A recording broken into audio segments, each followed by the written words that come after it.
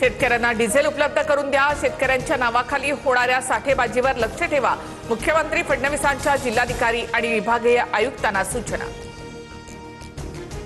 देशभरात पेट्रोल डिझेलच्या दरामध्ये वाढ सुरूच। पेट्रोल 87 पैसे तर डिझेलच्या दरात 91 पैशांची वाढ।